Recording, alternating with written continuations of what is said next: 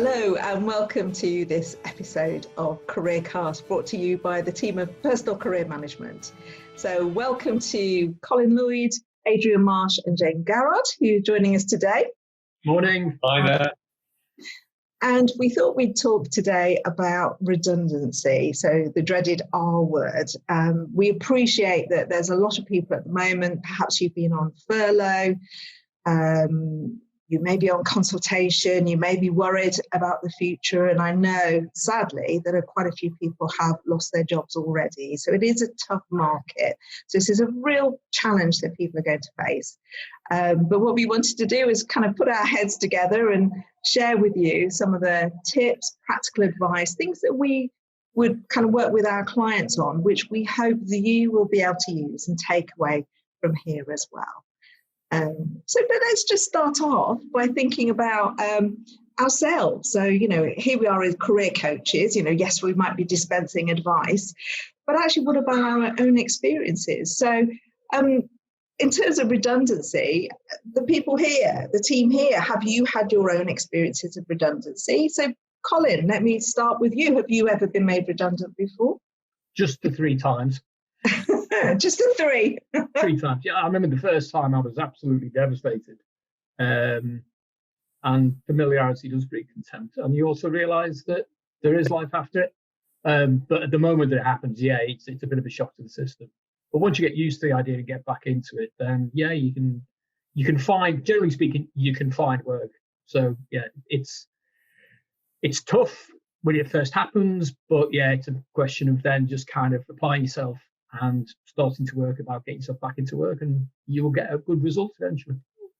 So you've had a kind of third time lucky. How about you, Adrian? Have you ever been made redundant? Yeah, I've been through redundancy twice. So the first time was a little bit different because it was voluntary redundancy, and that did make a difference. So I was kind of, you still have some anxiety, but there's something different about the fact you've taken some part in making that decision yourself, which makes it a little bit different. And the second time when I was, it wasn't, I wasn't part of the decision-making process and I was made redundant. I found it really frustrating and, kind of quite angry about it. But I have to say, both times I ended up at the end of the journey being really positive in that I ended up with a better job that paid quite a bit more than the job I left. So, I can point to the fact that there often is a very good result at the end of it. I wouldn't say that necessarily many people enjoy the transition of getting there, but it's definitely can have a good result at the end. Yeah, and how about you, Jane? Yeah, certainly happened for me too. When it happened for me, I think it was it was a bit of an emotional roller coaster, but it was a good thing at the time because it gave me, it was the kind of trigger to help me to make a change. I think I'd been unhappy in my work for a long time and knew I wanted to do something different. So the redundancy gave me an opportunity to really think about how I could change. And I did, I would describe my redundancy as, it was life-changing. I went back to university when I was in my 40s, went from a position where I was really, not engaged with my work to loving what I do right now. It's a positive thing. Very good. So again, all difficult at the time, but actually definitely a sunny side up. I mean, from my own experience, I've been made redundant twice. And the second time was actually the spur to start personal career management. So that was 17 years ago. So completely, although I was working in career management before, completely reinvented how I worked and built a business. So very life-changing positively. I mean, fantastic. And would I have done that if I hadn't been made redundant at that time? It's a kind of interesting question.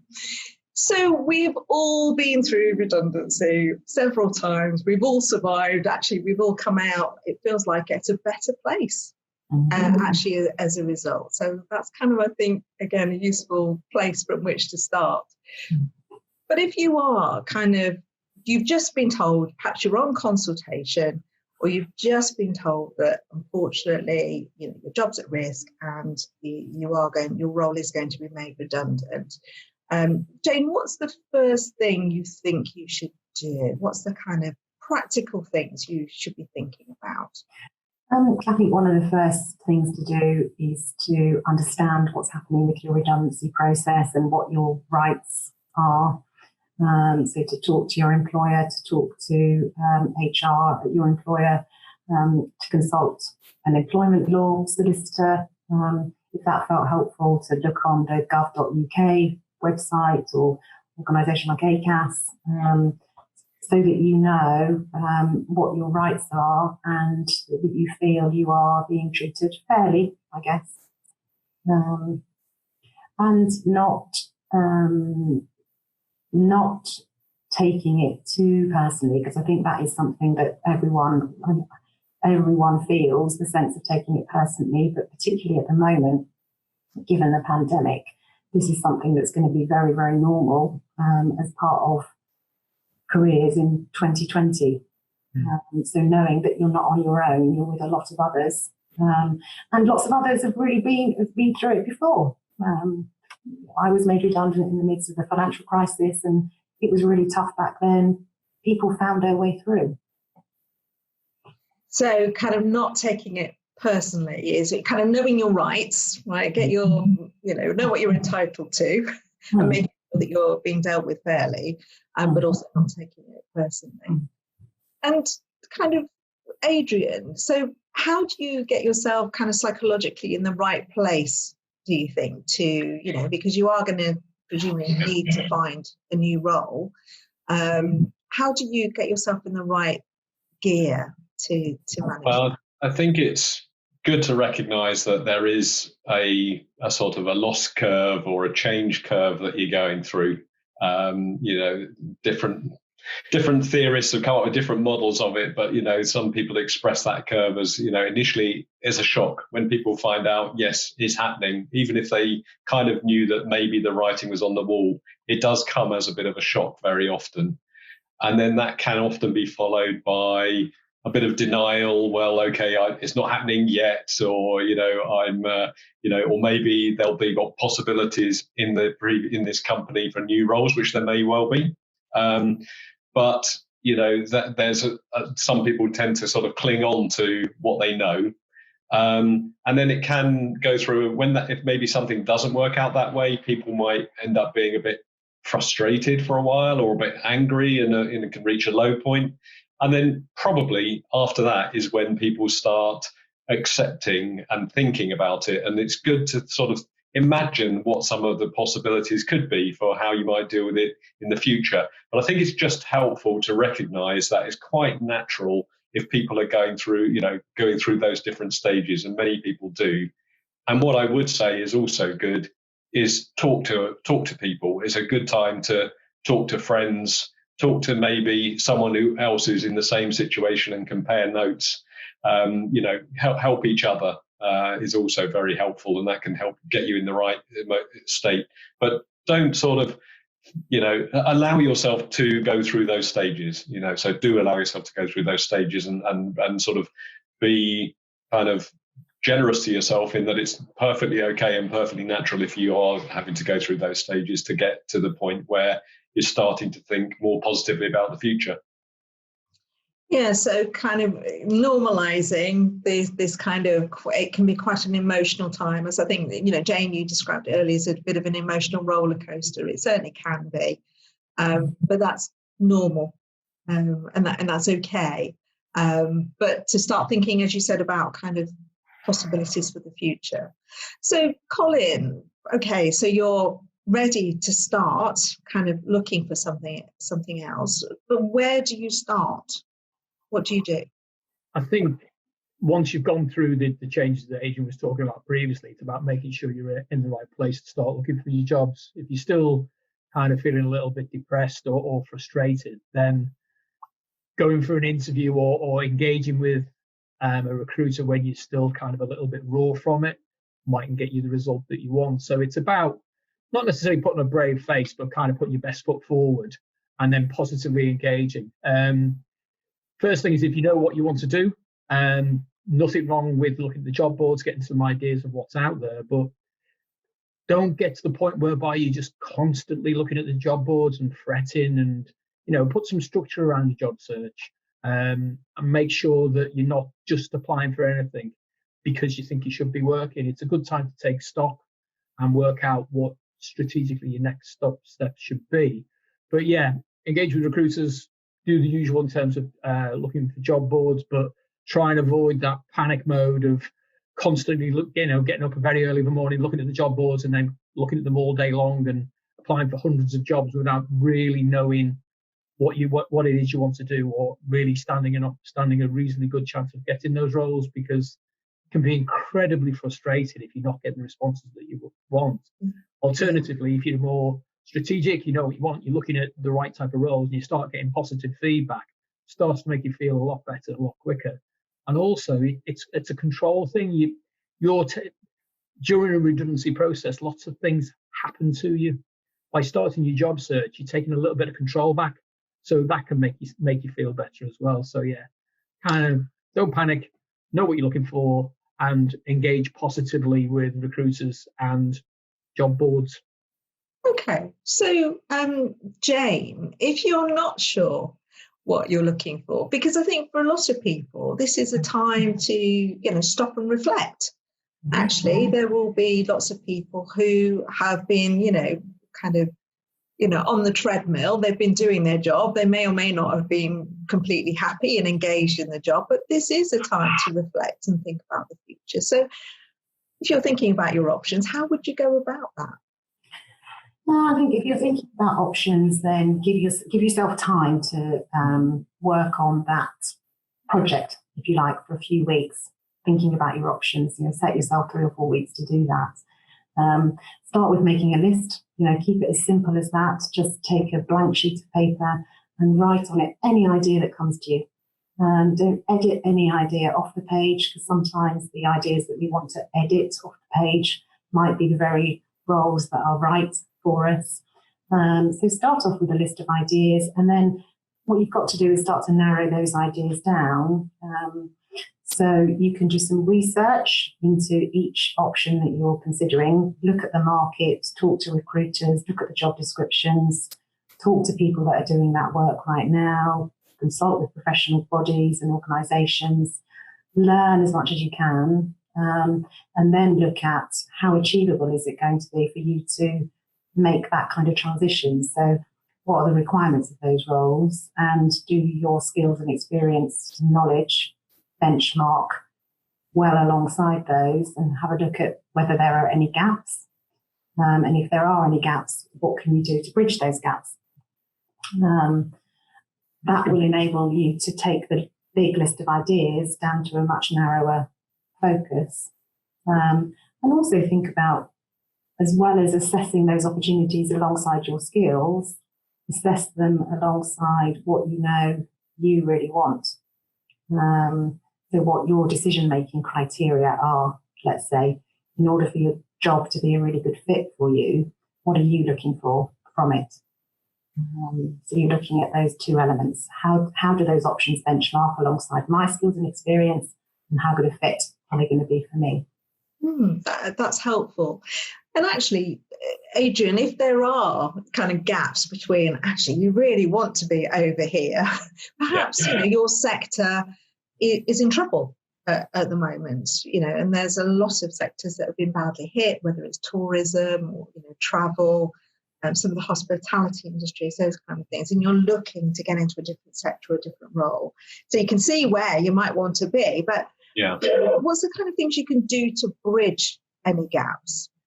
I guess there are 2 things, definitely. One is recognize your own transferable skills. So, and I was going to think about, how do you keep upbeat during this whole process? And, one is look after yourself and sort of physically and all that kind of stuff, but also thinking about what you've got to offer kind of any employer is really useful for thinking about, what you could transfer into another sector, but also can be quite a confidence boost, because if you start thinking about what you've achieved, what you've done, when were you at your best, then that can you can start to build up quite a full picture, and you realize actually there's a lot you can offer, and that can be helpful for transferring, but can also be part of your well-being, which is an important part of this process. If you do spot that there are some specific gaps, which there may well be, maybe even if you stay in the sector, that things have changed and that you will need to upskill in a certain area, or there's a certain thing that you're a good fit, but there's a couple of areas where you're missing, then I would really recommend looking at online training, which I've mentioned on one of these sessions before. There's such a huge variety of things out there on online training now, and you could easily plug. It's often very easy to plug a gap that way, and you can show that you've got up-to-date skills, and your CV will look more impressive for a new role. So a couple of tips there about how to transfer into new sectors, but also thinking about well-being. Very good, thank you. I think we might have lost Jane, but we will carry on. Hopefully she will join us again in a moment. So I think it was interesting what you were saying, Adrian, about kind of looking at you as an individual and all the things you've got to offer and your skill set and strengths and achievements and all the things that you your career capital, things you've got to offer a potential employer, because that is your transferability. Isn't it? And you're right, it kind of helps with your confidence as well. And Colin, if we're thinking about employability, regardless of what the job is and the specifics of the job, what do employers want? What are they looking for in candidates? I think there's a commonality for what most employers want, and you can generalize it by saying they want people that are going to turn up for work and do the job and be positive and have all the good stuff about positive mindsets and things like that. And there's an awful lot of benefit in being able to display that. I've recently worked with a client, and I think I might have used this example on the previous cast, that he was made redundant at the beginning of this year, and after a series of interviews ended up with a job in a completely different sector that he had no knowledge about. But the reason why they employed him was purely down to his transferable skills. He had a very positive mindset. His preparation for the interviews was absolutely fantastic. He researched the market, and he convinced the interviewers that the actual knowledge of the subject matter, i.e. what they did, was less important than his abilities in general things like communication, commerciality, positive mental attitude. So all the good stuff that we all have, or most of us have, he was able to display that. And it was almost like, well, the knowledge of the sector, I can pick that up. And it worked out for him, which was great. That's really interesting. Jane, welcome back. Thank you. Gremlins in the air at my end. So talking about kind of transferability and employability and kind of what distinguishes one candidate from another. But that's right, isn't it? It's the kind of technical skills, but also the positive attitude as part of that. So, when you are selling yourself to a potential employer, what are the things you feel that you need to be, banging on about? What do you need to be conveying? I think it's about your approach. So how you do the job. So if you can talk about challenges that you've overcome, really difficult problems that you've had to dive right into and solve, really talk about what was difficult about that particular situation and what you did to unravel it and the steps that you then took to take it to a successful conclusion. So through that, they'll hear your determination, your willingness to be working with complexity and being resilient. Sometimes I think in interviews we're focusing on selling ourselves. So you want to talk about all the skills and experience that you have, and we miss talking about what's been tricky, what's been challenging, and that can really add something different to what you've got to offer. It's about your approach. How do you do the job? And describing that in quite minute detail can sometimes feel a little bit too granular? Do I really need to go into this much detail? Yeah, you do, I would say. Because those kind of challenges test your mettle, don't they really? Are they really kind of illustrative? And Adrian, what's your view on this? Yeah, I think talking about those occasions when you've really had to go the extra mile is what can make you stand out as a really good candidate. So kind of back to Colin's point, they'll want someone who can do the job. You've got to illustrate that you can do the job. But yes, beyond that, they're looking for when they're down to their shortlist, probably everybody on the shortlist can do the job. And then it comes down to, can you demonstrate, show, as Jane was describing, some of those personality attributes, give them examples of it. And those, not only do they kind of leap out of your CV and, make you stand out as a candidate that way, but they can also lead to questions which are good questions for you to be answering in the interview. Because, you're on your kind of home turf about when you've had to deal with a really tough situation, and it's an example of your best. So why, what's not to like about being asked that question in an interview? So I think, some of those examples of, when there was a really tough time, and often people forget about those things. Sometimes as a coach, when we're working with clients and you say, oh yeah, have there been any occasions when, the proverbial hit the fan, and or there was a really tough time and your organization was really up against it, or there was potentially going to be a big crisis and things had to be turned around quickly, and they suddenly think of 3 or 4 cases when exactly that happened, and maybe the team rallied round, but they had a big part to play in it. It doesn't always have to be you on your own either. It could be you as part of a group of individuals who saved the day. It could be a really good case that helps you really stand out and convince the next people that you're the right person for the job. Yeah, and I think, people shouldn't underestimate that, talking about challenges. Oh my gosh, the pandemic is a major challenge. We've all had to be agile. We've all had to, overnight change the way that we're working, kind of reorganize work streams, kind of reassure, customers, keep the delivery going in terms of the businesses. So actually, if we're talking about achievements, and you're right, quite often clients will say, oh, I don't know what my achievements have been. There will be, just around this kind of point in time, there'll be all kinds of challenges that people have had to overcome and be resilient in order to keep things going. Colin, if we're thinking about kind of the interview process a little bit more, and I think sometimes what people do worry about is that question when an employer says, why have you left your last job, or why are you applying for this job? And they still feel this little bit of stigma about redundancy, although we're trying to reassure people that there is no stigma. But how should they answer that question? Redundancy is commonplace, unfortunately.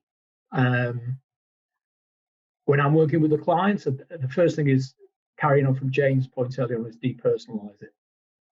Saying something of I've been made redundant is very emotive, when the reality is the business makes a decision. So the way to answer that question is, why did you leave last position?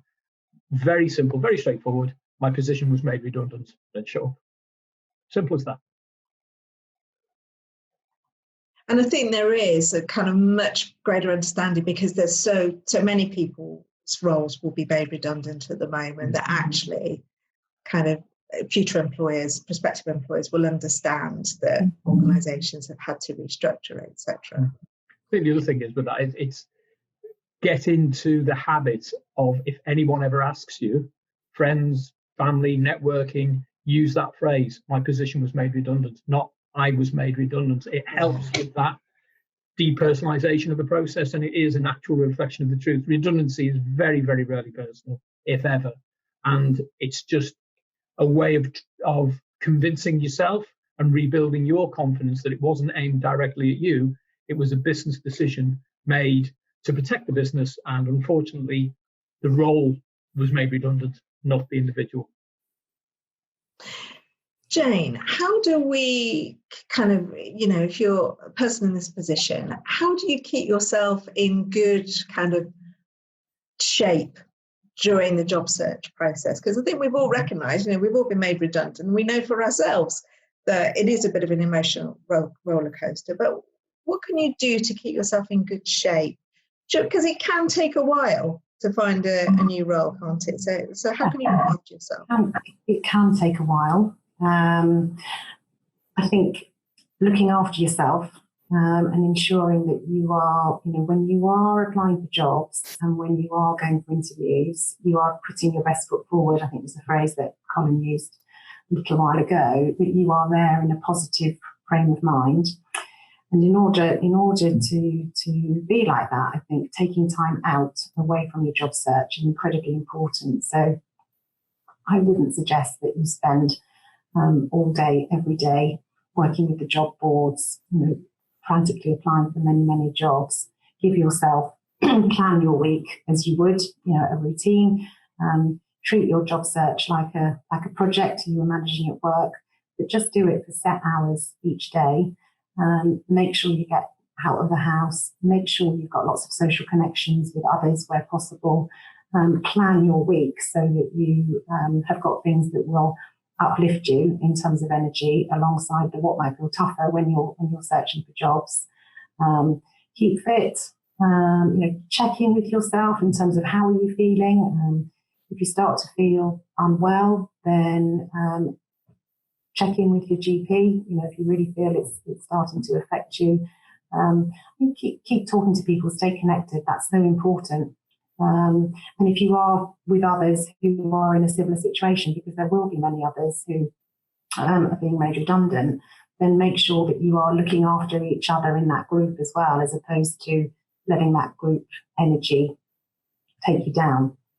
So have a kind of positive frame of mind around looking after other people as well.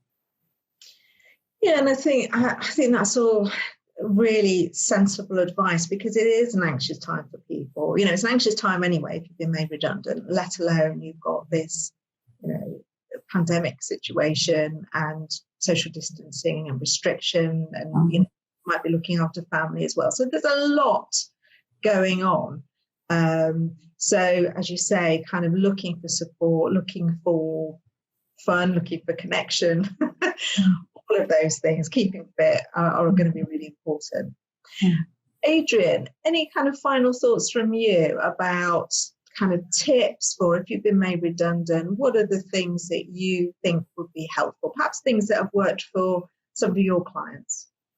I think there's a couple. Some of these things are easy to say, but more difficult to put into practice. But don't panic, because it may, just finish where we started. This could end up having a really positive result. And many clients have said to me that was actually the best thing that ever happened to me. So keep that in mind. That's one thing. Another thing I'd say is it can be be prepared that it can be an emotional roller coaster going through that process. You might feel at one point, okay, this is quite good. I've got 2 or 3 possibilities. And then those 2 or 3 possibilities don't come out, and it feels like you go back to the beginning. You can perhaps avoid that by trying to build a sort of pipeline of several different possibilities. So don't sort of necessarily put all your faith into the one that you're working on. Just sort of bear in mind it's still only a possibility. So if you can perhaps find 3 or 4 possibilities and try and keep those on the go all the time, that can sort of help the peaks and troughs of the emotional roller coaster as you're going through the job search. Yeah, I think that's really great, because I think we all know that, don't we? It's like something seems, this is perfect. It seems a dead cert, and then the recruitment process kind of carries on, and then it peters out. They make another decision. So absolutely, lots of eggs in that basket. Fantastic. Colin, any thoughts from you about kind of top tips? Confidence is the key, and once you're in the redundant, or you've come out the back end of the redundancy process, you need to be careful that you don't let your confidence suffer too much. Again, it's one of those things, it's really easy to say. You say, oh yeah, just be confident, but it's worth taking time out to remember, A, it's not personal, and that you are employable, and whilst I have absolutely no science behind this, the chances are you'll get another job. I think that most people feel that being made redundant is they will never, the deepest, darkest fear, which they won't necessarily vocalize, is I will never work again. My experience personally, and my experience from working with clients, is that that is very, very, very rarely the case. In fact, put my neck on the block, I would say I don't think there's a client I've worked with that hasn't found something. So I guess you'll find something, it might take a bit of time, but it's probably not as bad as you immediately feel that it is. You are employable, you have got something to offer. Just remember that confidence piece. You know, you're capable of doing a job or work. When you're doing your CV, look back at your achievements and focus on that. And again, dead easy for me to say sitting here, but yeah, that's try and build that if you can, and that resilience that goes with that. Fantastic. Well, listen, thank you all. Some really helpful, constructive, positive tips. I think we're all testament to the fact that there is life after redundancy or even redundancies. And we also know that for the clients that we work with as well. So we hope you found that useful. If you found yourself in this situation, we do wish you every success. And of course, we're also here at Personal Career Management if we can help as well. All right, so goodbye from me and goodbye from the panel. Bye, everybody. Bye. Bye, good luck.